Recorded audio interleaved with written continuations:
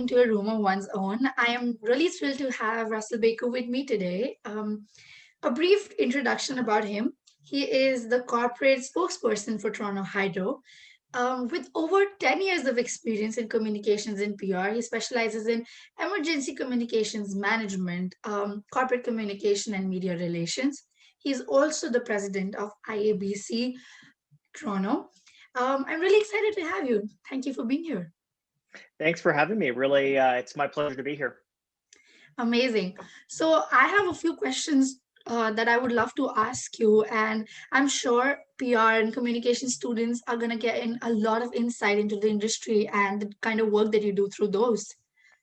So let's begin with how COVID impacted your work. I'm sure it caused a lot of unprecedented turbulence in all sectors of work, but issues management and crisis management teams were almost at the forefront of dealing with this situation.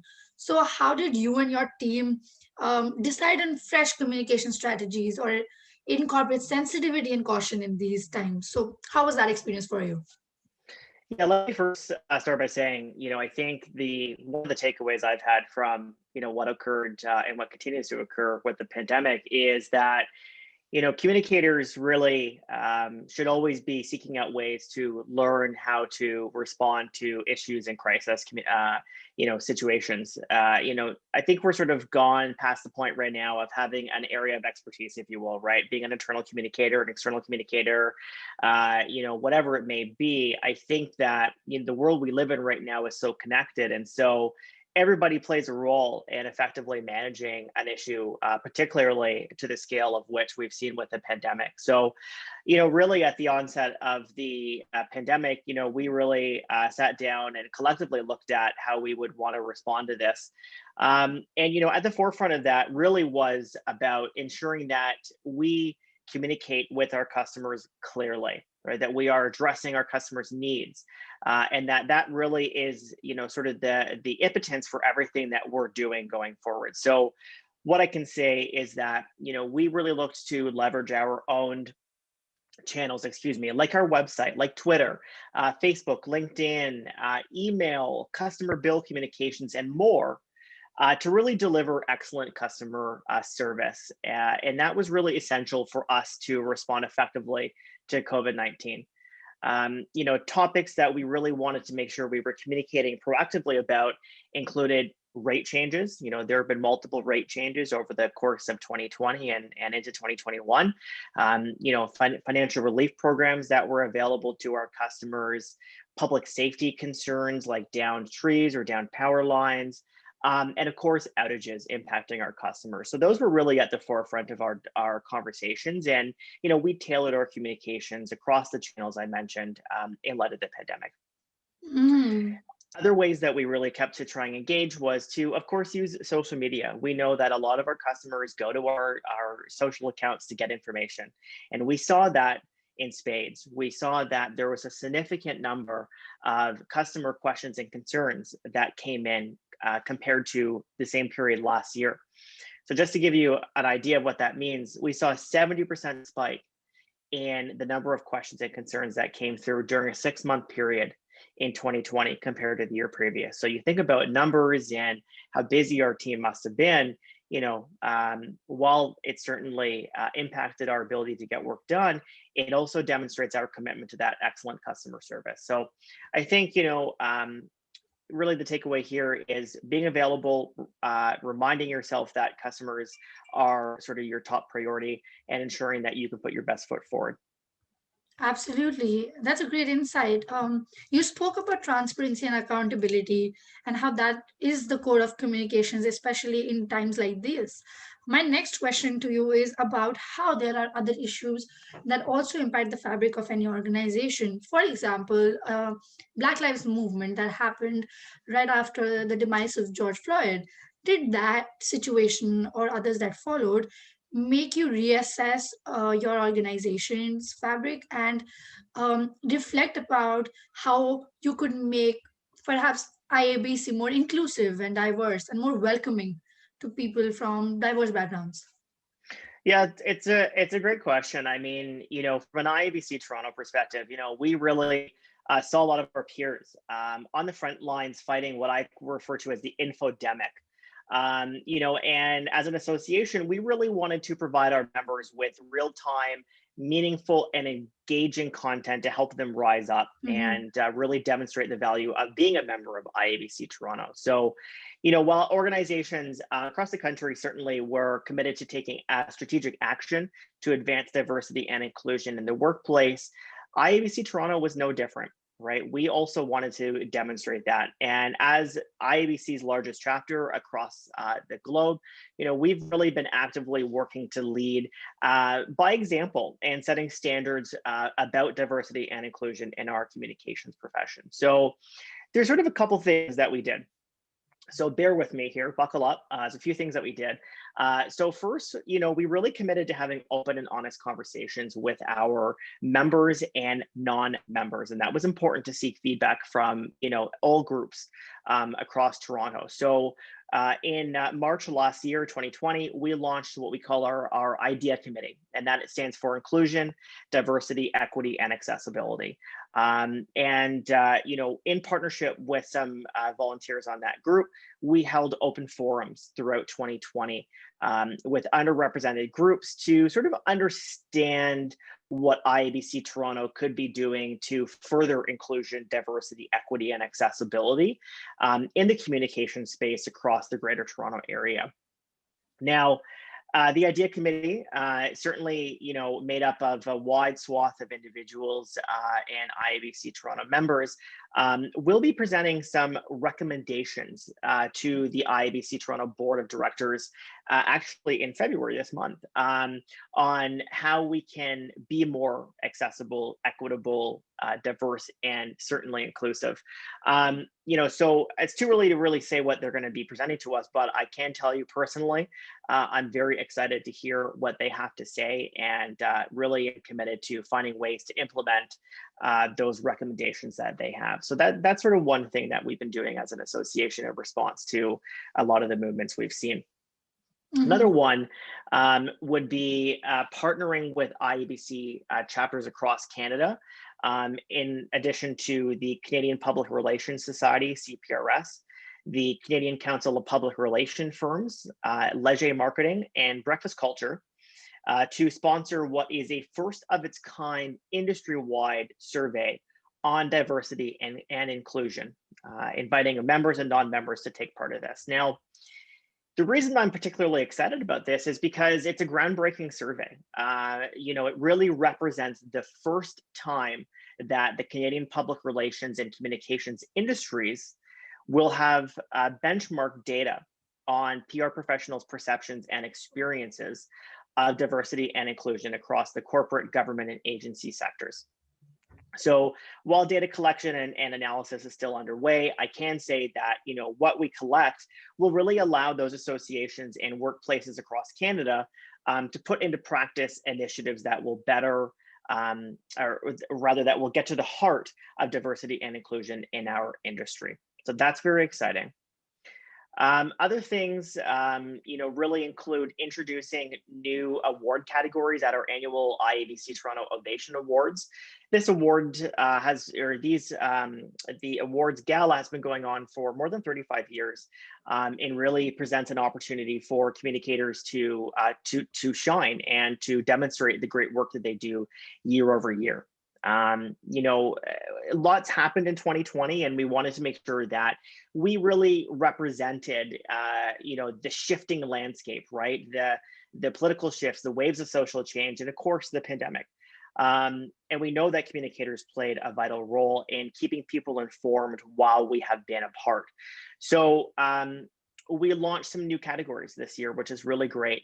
We launched a COVID-19 Response and Recovery Award, or category, an anti-racism category, an LGBTQ2+ category, and an accessibility communications campaign category. So excited that at the end of May 26th, we'll be broadcasting live to air from the Arcadian Court in downtown Toronto for a first of its kind virtual award celebration. So very excited to celebrate a lot of great work going on there as well. So really multi-pronged approach here in terms of how we're talking about these things, but The takeaway here is IABC Toronto is very pleased to play a small role in having more of these conversations.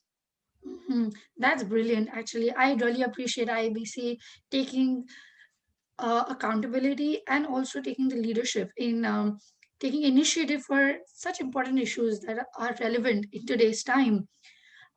So you have so much on your plate when it comes to IABC and Toronto Hydro. How do you segment and prioritize and then strategize on so many issues at the same time? What is the strategy that goes on in your mind when you're trying to shuffle between all of these things that need your attention immediately?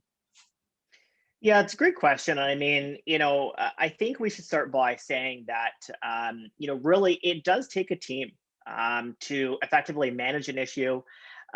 So collaborating with other teams, whether that's at Toronto Hydro or IABC Toronto, is really critical, honestly, to triaging, segmenting, prioritizing, and responding to issues. Mhm. I often joke with my peers that I look at communications as, someone who's in the driver's seat, right? But without the help of our subject matter experts, the ones who are holding the map and trying to help us navigate the issue at hand, we would never really get to our destination. And that is from a risk perspective or an issues perspective, that's all about preserving our reputation. So that's the analogy I often try and think of when when I'm faced with an issue.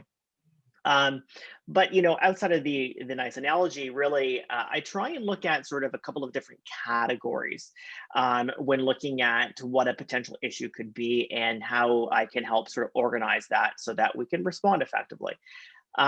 First one really is monitoring, including an environmental scan of what this might become. So, is there anything in the news taking place on the topic that I should be aware of? What are the narratives out there already around what this topic is? Do we see anything on social media? And if so, how do we take this information and then take that and inform our strategy? Then the second phase or category that I look at is really identifying how a potential issue or topic could impact our organization, including how, what stage of a life cycle this issue may be at. So is it emerging? Is it something coming down the pipeline? Is it in the moment currently happening? That's in the news or on social? Is it turning into a situation where it's out of control and then it would be defined as more of a crisis? Or is it sort of at the stage where it's almost dormant, it's past already, we've missed our moment, right? And then based on that information, I try to prioritize and look at the impact of this issue, which I generally would refer to as triaging in this case. So once I've sort of gone through these issues with the team around me, I try and connect with the subject matter experts internal to the organization. And really, it's an opportunity to get together, whether, in today's world on the phone or on, Zoom call or WebEx or whatever, or, in the days of working at the office in person, to chat about a couple of things. One is sort of looking at our strategic options, right? So how frequently should we be monitoring the issue? We need to be identifying who our target audience or audiences are. Then we need to look at, okay, based on this information, what sort of key messages should we be developing? Who do we need to seek approval for on those key messages? And then, of course, specifying what actions need to be taken when and by whom. And really, this comes down to accountability and transparency and fruitful dialogue amongst your colleagues. And really, excuse me, during this stage, we're also taking a look at, should we be proactive in our communications, or should we sit back and take a bit more of a reactive approach? And transparently, it really is dependent on the situation, right? Generally, I would argue be proactive is great, but there are situations that come up that you're like, you know what, let's see what plays out for the next little bit, and we'll take a reactive approach. So, but that doesn't negate the fact that you have to put the work in to get those messages together and talk about accountability and all those other items I've already mentioned. You still need to do that. but really at the end of the day too, you also need to evaluate the success of your approach in your communication. So, at the end of the day, for me, the takeaway is that, by following these steps and putting some sort of process in place, it does allow me and others to take a strategic approach to balancing the multiple priorities. If you can understand where it ranks in your list of other issues or other priorities, then it allows you to act in a way that will not overwhelm you or feel like you have many, balls up in the air that you have to juggle. So, process in place to help you get through that really is the takeaway. Hmm. That's such an important point, that you have to work with the team to locate um, the situation in the life cycle. Like, where is it? Is it emerging? Is it a priority? Does it need a proactive approach or a reactive approach? It just depends on so many things, and working with the team kind of helps. So my next question was about the key lessons you learned working in communications, especially in these dynamic times. And you Hmm. answered about how teamwork is so important. So, and you also talked about how being extremely clear about your communication strategy is useful, because you need to be very concise and clear about the key messages, the tone, and the format. So, what would be the lessons, and what would be the things that you think every communicator should keep in mind at the times like these? Yeah, I think in addition to the points you've outlined here, I think there, are a couple of things that come to mind. So I'll start by saying I recently read an article a few weeks ago, actually, that really struck me, when I was thinking about answering this question. And that really, there's a quote from it that says, and I'm going to read this, so pardon me, but it's that integrity, ethics, inclusion, sustainability, social conscience, and societal impact are really central to our future, both as communicators and to the successfulness of our organization. So, really what consumers are looking for is companies to take a stand on issues, or they'll just move on. And I think that brands that fail to identify this and acknowledge this really risk erosion of trust, erosion of customers, whatever it might be. So when I'm looking at, what I think, communications really needs to take a look at for lessons learned and how to move forward in 2021, I sort of chalk it up to three things. One would be that communications and communicators really need to lead with value. So what I mean by that is, many communicators get caught up in doing the day-to-day work, right? I certainly am guilty of that at times myself. Um, and with that, you think that you're selling a product or a service. And while that is true in some degree, really, communicators are at the heart of solving problems. They're building connections. They're authentically communicating with their audiences. And so the takeaway here is that you need to take that opportunity to demonstrate your organizational values. And that, that needs to come at more than just talking the talk, because consumers are smart. They will know if you're not also walking the walk, and they'll call you out on it, right? And that really is central to success and to the success of an organization right now. The second is very related to that point, and that is being honest and being transparent, right? Communicators now more than ever need to be looking for ways to build genuine, transparent, timely, and honest conversations and connections with their customers. Consumers don't really want to hear corporate platitudes or corporate statements anymore. They want to be, talking to a company as if they were a human.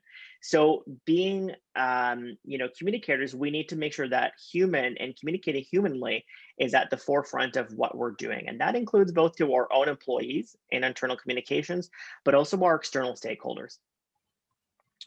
And finally, I think, this has been a takeaway for years, and I think it remains very true. And that is that storytelling is at the heart of what we do. People really respond to stories. They respond to that emotional connection they hear from a story. So, really building a narrative, drafting a narrative, crafting a narrative that elicits that emotional response is really going to be the key for moving the needle for your organization, and ultimately motivating your audience to act in a way that you're hoping that they will. So, if those are the three lessons, again, it would be really communicating clearly with your values, communicating openly and honestly, and then communicating in a storytelling way. Hmm.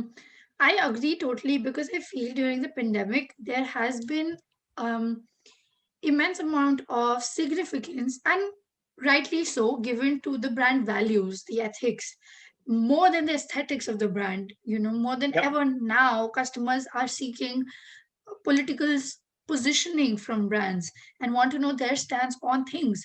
And as you correctly mentioned, it all comes down to transparency and accountability and communicating what you actually believe in, Yep. instead of sugarcoating things that just make it more sellable.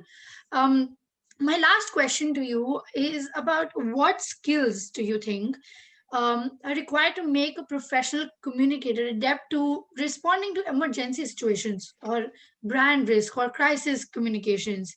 What should be their approach to unforeseeable circumstances like this? Yeah, I thought long and hard about this question, and what I came up with is sort of, first, anyways, what I came up with is acknowledging that every organization really should have several plans in place to help them prepare for what, quote, unforeseeable situations or events, right?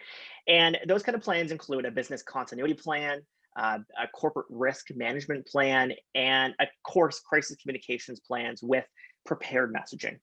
Now, these plans should be in place to help your organization, identify real risks that could impact them.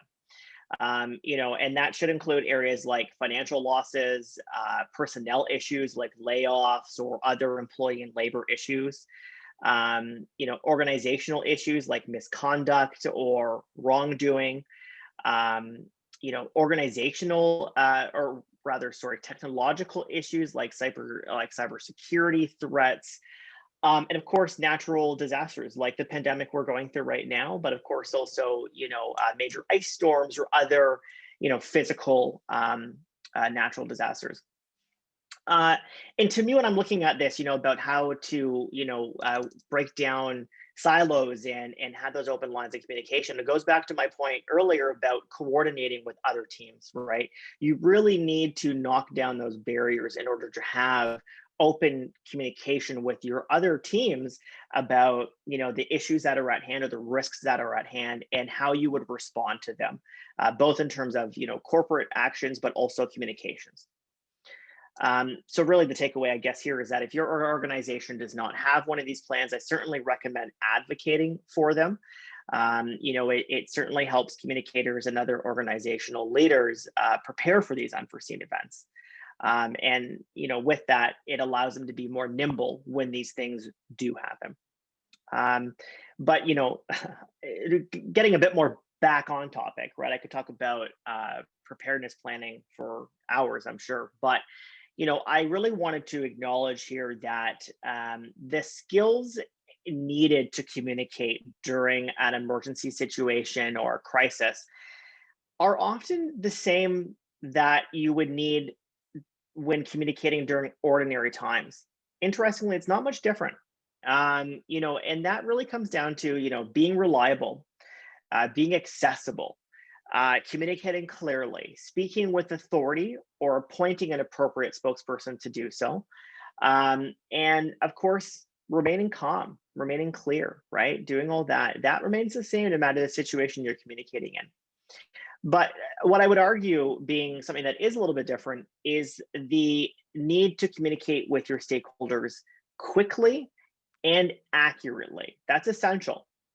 Speed is important, but of course you don't want to sacrifice accuracy, right? So, the takeaway here is you want to be owning the narrative, and the quicker you're able to get out there with accurate and transparent information, the better it is for your organization.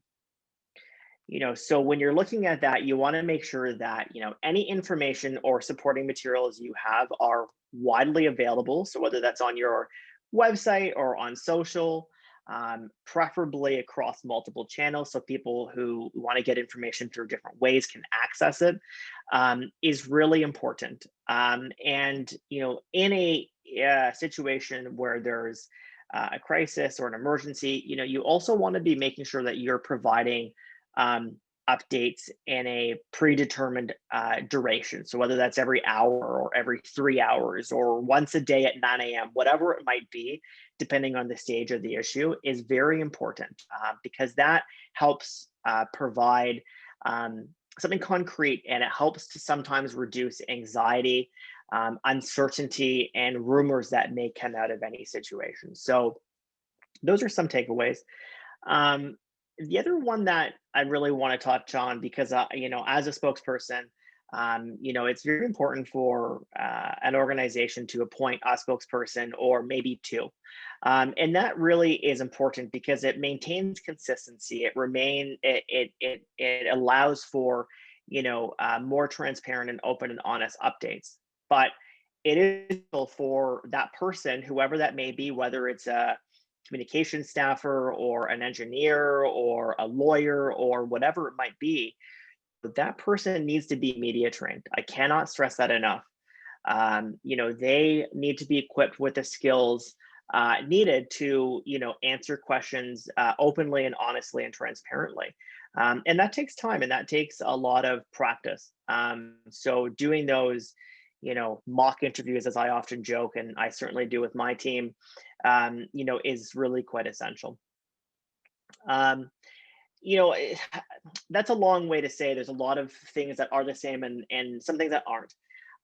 But really, the other takeaway for me in terms of skills, and this is more around soft skills more than anything else, and that's acknowledging that communicators who work in a space that is not 9 to 5, which is honestly every communicator, but certainly more so in certain areas like issues management, who need to be available to respond at most hours of the day, right? And so, it's important to be flexible and to be accountable, to be available.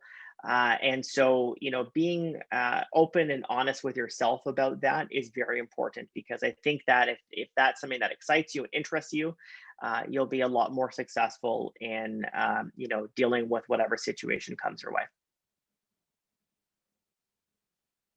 I think you've highlighted extremely important issues. And I think in this conversation, we have reflected on different parts of communication. We have not only spoken about how communication plays an important role during the pandemic, but also how it has always been fundamental in how any organization works, and how the approach is more or less similar, but there is a need to be more aware about what you're saying, more cautious about the uh, way you're communicating, and be very, very clear about who is getting impacted by your work. And it is, at the end of the day, the influence you create through communication and not just the everyday tasks you do. You are contributing to a larger picture. And I think your work at IABC and Toronto Hydro does impact a lot of people.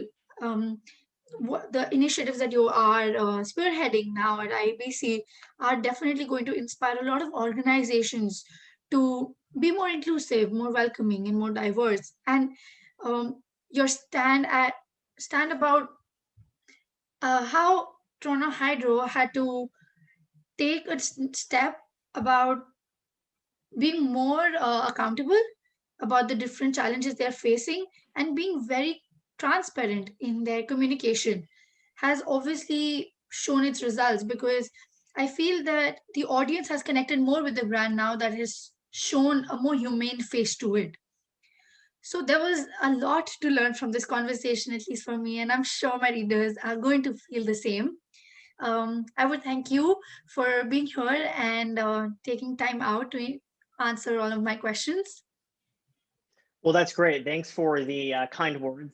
I certainly hope that, our efforts at IABC Toronto, start to move the needle. I am very cognizant of the fact that it's a large undertaking, and certainly will take time, and will not be a one and done situation. It will certainly be something that we are committed to doing and to reevaluating along the way.